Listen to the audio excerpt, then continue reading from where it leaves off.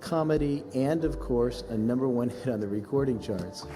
I wrote Carol a fan letter when I was a senior in high school. I had entered a contest. Vicki Lawrence was only 17 when she joined the Carol Burnett show. Everyone else was older, trained, experienced. She wasn't. But what happened behind those studio doors wasn't just about age. Carol Burnett had strict rules that applied differently to Vicki. One day, she broke character during rehearsal. Carol stopped everything, called the entire cast to center stage, and gave a lecture that left Vicki frozen and humiliated. That wasn't the worst part. The writers deliberately tested her with impossible scenes. Tim Conway hid her scripts, and the stress gave her painful hives that covered half her body. But the real shock? The 5-year silence that followed.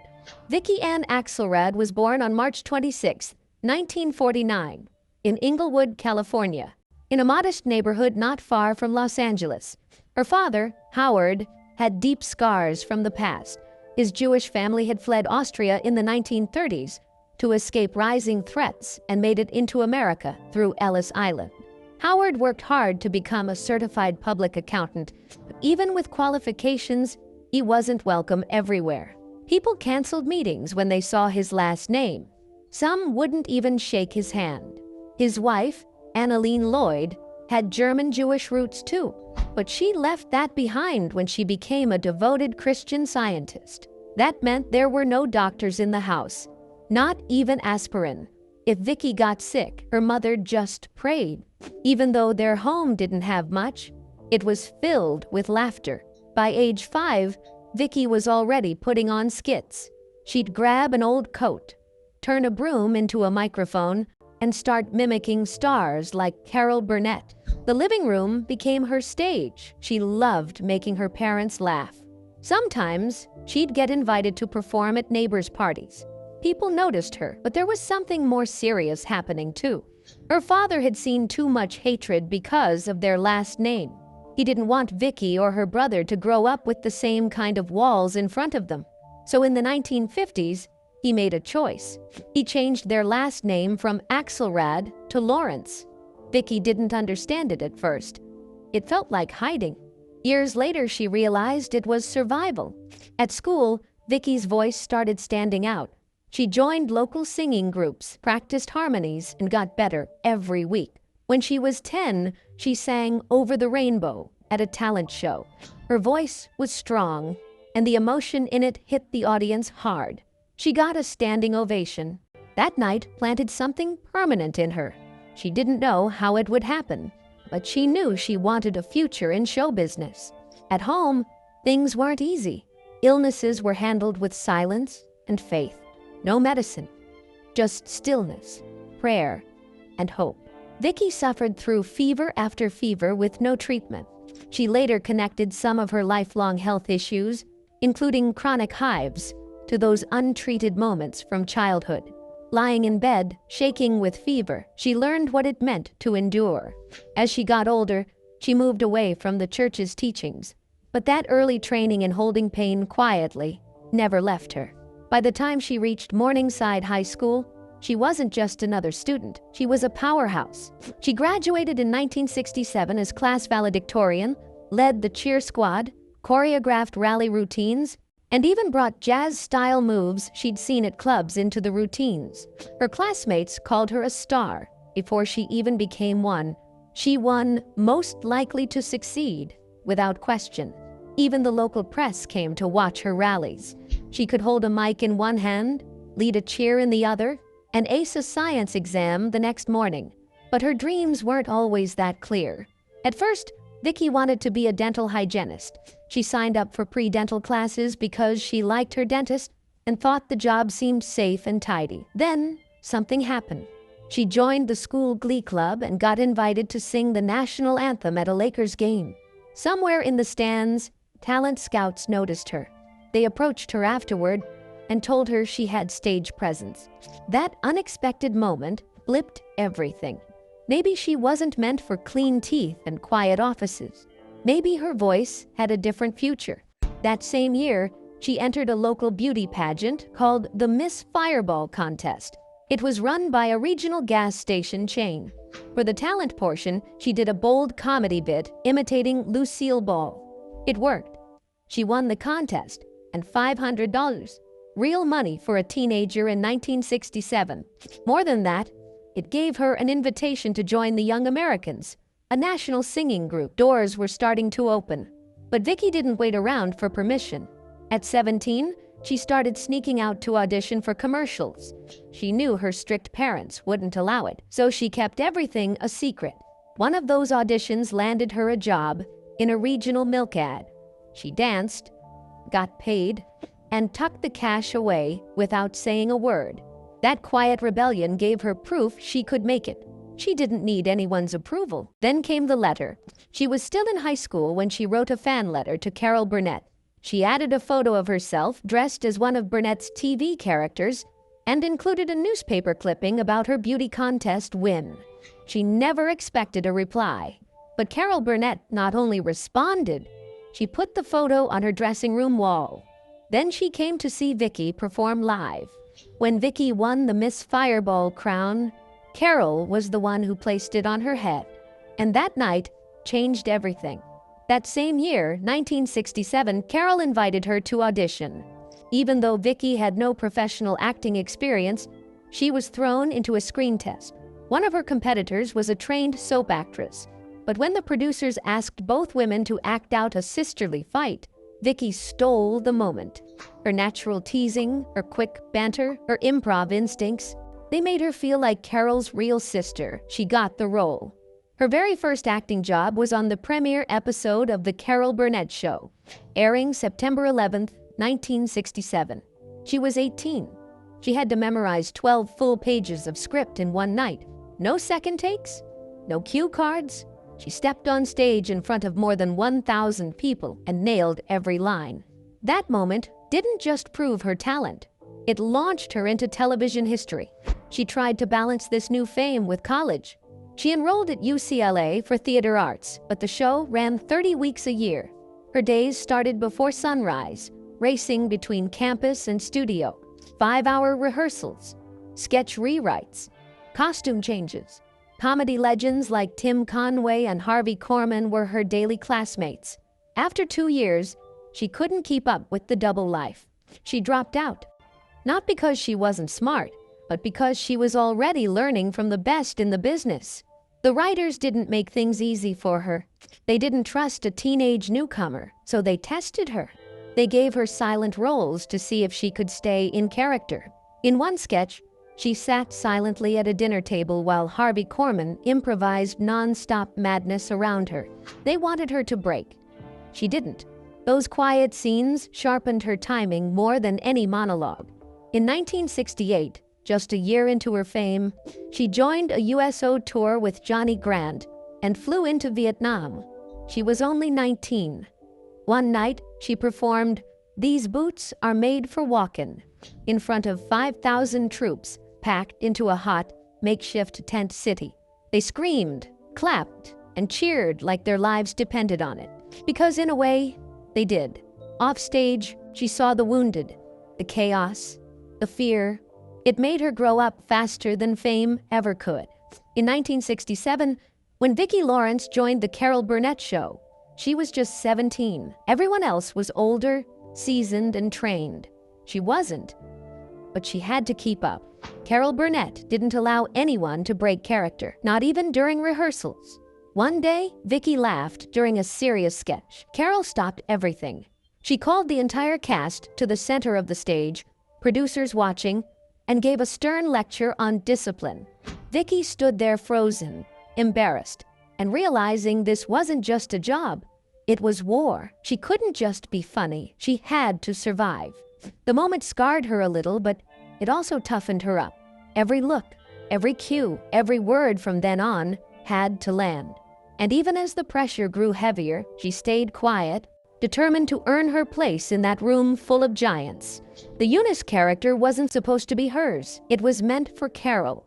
But something in Vicki's delivery changed everything. The line was cruel, something like, "Life's a bitch, and so are you."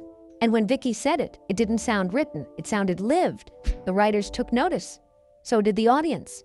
So did Carol. Vicky's bitterness wasn't a gag.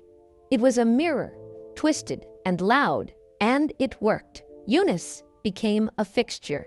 Every time she stepped into that dingy set and opened her mouth, people braced for the emotional gut punch. The sketch shifted the entire rhythm of the show, and Vicki was no longer just the young one who needed watching. She was the one stealing scenes, anchoring sketches, owning the pain behind the punchlines. In 1976, Vicki Lawrence got her first Emmy nomination. It should have been pure joy, but it wasn't. She felt like she didn't belong. Everyone else nominated that year had prestige, drama chops, theater credits, awards. She had a sketch show, and years of playing the brat, the southern mess, the loudmouth. When Rue McClanahan won instead, Vicki excused herself, went to her dressing room, locked the door, and cried. She knew she'd done good work, but deep down she still thought they'd made a mistake putting her name on the list. She'd spent years surrounded by legends, pretending she was one of them, and this was a reminder that maybe she wasn't. That kind of doubt didn't vanish with a nomination. It only got sharper. The show ran for 11 seasons. That's over 250 episodes. Week after week, sketch after sketch. Tim Conway's improvisations became infamous. Vicki couldn't predict what he'd do, but she had to match it every time. Sometimes, she had to rewrite her lines on the fly just to stay in the scene. In 1972, the stress finally hit her body. A violent outbreak of hives covered her arms and neck. She couldn't sleep, couldn't rest. Sometimes she was already itching before she stepped into costume. But she kept going. She always did. The cameras didn't wait. And if she ever broke, someone else would take her spot. Carol Burnett wasn't just her boss. She became a mother figure, a mentor, a protector. She gave Vicki a wardrobe of 50 custom outfits just to help her keep up with Hollywood expectations. But Carol also had rules. One of them was strict, no dating co-workers. Vicki broke it. She dated one of the writers. Carol found out. It led to a quiet but intense confrontation backstage. Carol wasn't just mad, she was disappointed. She reminded Vicki how hard she'd worked to protect her. Vicki, torn between youth and mentorship, felt the full weight of that disappointment. That moment wasn't about a boy. It was about trust, about how delicate that balance was between friendship, discipline, and growing up in front of everyone. In 1972, something unexpected happened. Gary Klein, a music producer, saw Vicki singing at a cast party. He signed her to Bell Records within days. That same year, she recorded The Night the Lights Went Out in Georgia in one grueling 8-hour session. By January 6, 1973, it was #1 on the Billboard Hot 100. It stayed on the charts for more than 20 weeks and sold over 1 million copies. People couldn't believe it. A TV comedian, now topping pop charts. In May 1973, it went gold. She became the first major actress that year to score a hit like that. But as the cameras followed and the pressure climbed, Vicki began to sense that success in music came with a different kind of pain, one she hadn't braced for. Her debut album dropped in July 1973. It sold over 2 million copies worldwide. But by the end of that same year, her voice started to give out. Nodules had formed on her vocal cords. The doctors told her to stop, get surgery. She didn't. Raised in Christian Science, she believed in prayer, not medicine. She kept performing, kept risking everything until 1974, when the pain got too strong. She finally gave in. The moment forced her to rethink the chase for fame. She had everything to lose, and now her body was proving it. In April 1973, Vicki appeared on The Tonight Show. She sang with Johnny Carson, joked, laughed. Millions watched. Her album shot back up the charts. But behind the cameras, something darker began. She started receiving hundreds of letters, many from fans who didn't know boundaries. One of them broke into her hotel room in Los Angeles. She was alone. Security was called. The stalker left, but the fear stayed. Fame was no longer a stage and a spotlight. It was vulnerability. It was never knowing who might be behind the next door. The gold record should have been a shared celebration. Instead, it caused friction. Carol Burnett warned her. Music would pull her away from acting. She advised her to stay grounded, but Vicki wanted more. She chose to go on a European tour, leaving the show behind for a stretch. The gap between them widened. Carol saw it as recklessness. Vicki saw it as independence. For the first time, mentor and protege weren't aligned. The crack in their bond stayed, even after the applause died down. By early 1974, her follow-up single, Delta Dawn, was everywhere. Radio stations blasted it, but it stalled at number 40. The magic of the first hit didn't carry over. Record execs wanted upbeat, easy pop. Vicki wanted something richer, deeper. They clashed. By mid-1974, the music offers dried up. No more hits, no more buzz, just silence. She walked away, choosing to return to TV. The arc was short, bright, and heavy. It ended not with failure, but with exhaustion. She married Bobby Russell on June 29, 1972. They thought it would be glamorous, but the honeymoon ended at LAX when Russell lashed out at fans who asked for Vicki's autograph. He screamed, accused her of showing off. Security had to step in. The entire terminal stared. It was a bad omen, one that followed them home. 18 months later, it was over. She filed for divorce in January 1974. Rumors said Russell had cheated. Nashville tabloids printed hotel stories and late-night gossip. He didn't deny it. He just said her fame had made him feel small. She didn't argue. The divorce was public, messy, and raw. It turned her from rising star to tabloid headline. She didn't want that, but she couldn't stop it. Then came Al Schultz, a makeup artist on the Burnett show. Carol herself introduced them, shouting from a dressing room window. Vicki kept it quiet. Too much pain from the last time. On November 16, 1974, they flew to Vegas. No press, no family, just a few friends. They got married in a small chapel. His parents didn't even know until later. It was quiet, private. Hers, finally. Their daughter, Courtney, was born on May 3, 1975. But happiness came with a cost. Vicki suffered postpartum depression. She cried with the baby, couldn't sleep, developed stress hives that showed up just before tapings. She'd show up in costume, smile wide, then crumble behind the scenes. No one knew, or if they did, they didn't ask. She just kept going. 2 years later, on July 1, 1977, she gave birth to her son, Garrett. At the same time, she was filming both The Carol Burnett Show and Mama's Family. She breastfed between scenes, sometimes still in wig and costume. Al worked 14-hour days too. They barely saw each other. They went to counseling quietly. No cameras, no headlines, just two people trying to survive the machine. In 1975, Tim Conway told a wild story on air about a circus elephant. He didn't tell anyone he planned it. The cast broke, laughing. Vicki didn't. She was annoyed, told her husband. He said, "Get him." So next taping, mid-scene, she snapped, "I hate elephants." It shattered the moment. Everyone broke character, even Carol. It aired anyway. Viewers loved it. Ratings spiked 15%. That's when Mama stopped being a sketch and started becoming a force. But she still didn't feel safe. Tim Conway once hid her script. She had to go out blind, live for 10 minutes. She did it, but barely. After, she cried. She wasn't Tim. She wasn't trained in improv, but she learned. And eventually, she started to push back. The insecurity stayed, but so did her strength. In 1982, Eunice aired as a full-length special. Vicki played Mama with so much force that she slapped Harvey Korman in one take. CBS panicked. They thought it went too far. They debated cutting it. She fought back, said that's how Mama would act. It aired uncut, and people loved it. That one special shifted her career again. She was nominated for 5 Emmys and lost them all. But what hurt more was hearing producers whisper that she'd never make it on her own. She listened, then pitched Mama's Family. The show got picked up. It ran for years, hundreds of episodes. Not bad for the kid who giggled during rehearsal. Vicki Lawrence wasn't just riding the coattails of the Carol Burnett Show when she launched Mama's Family in 1983. She was crafting something stubborn, loud, and oddly familiar for millions of American households. The first week it aired, More than 20 million people tuned in.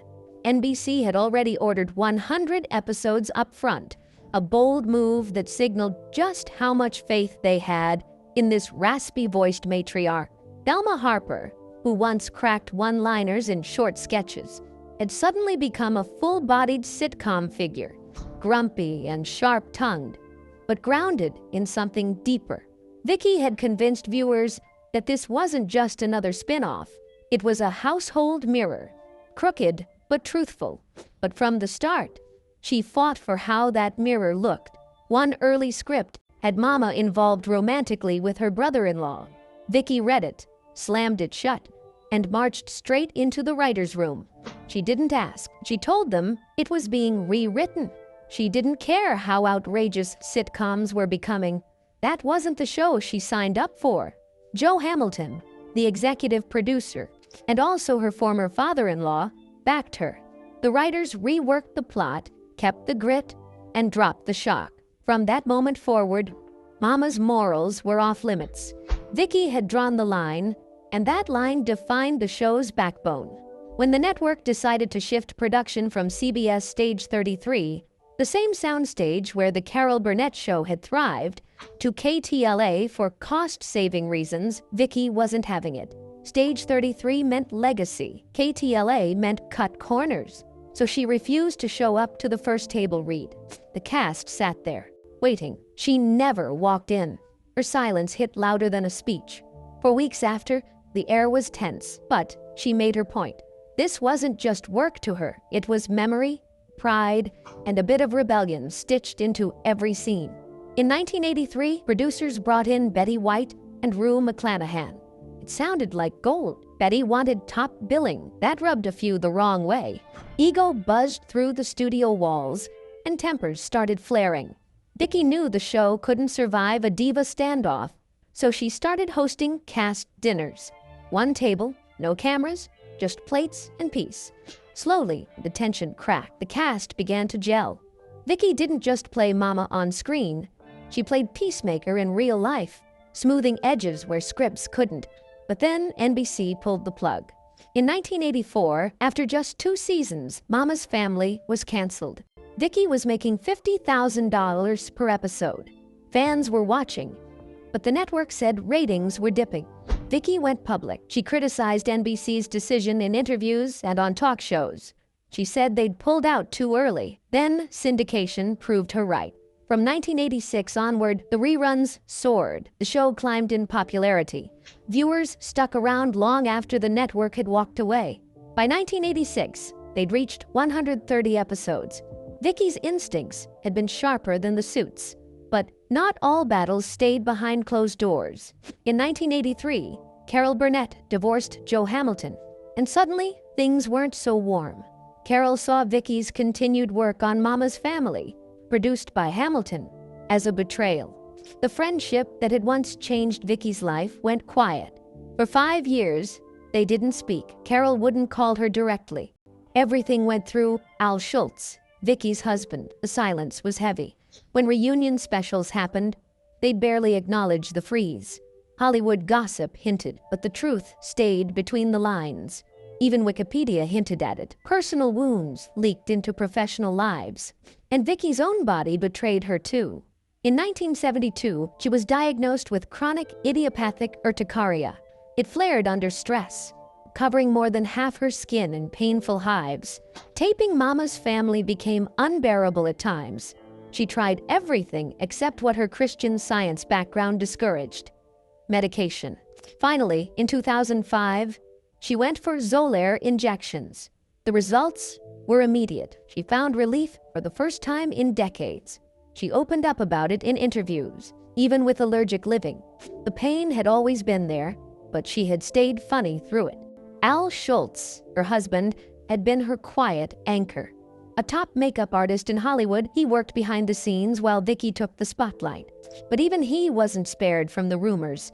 Tabloids claimed he flirted with Cher on the set of Sonny and Cher. They speculated on jealousy, hinted at a shaky marriage. None of it was confirmed, but the whispers stung. Through it all, he stayed in the background. He died in 2022, at 82. The makeup legend had become the youngest head of West Coast makeup at CBS at just 30, but the world mostly remembered him as Vicki's husband. Quiet legacy. Loud love. During the show's syndication revival from 1986 to 1990, Vicki's personal life hit turbulence. Her daughter Courtney rebelled hard, pushing back in ways that mirrored what Carol Burnett had gone through with her own kids. It shook Vicki. She started therapy for the first time. She called it painful and eye-opening. It forced her to reckon with how fame had shaped her motherhood. The Encyclopedia of World Biography noted that this was a turning point in her growth.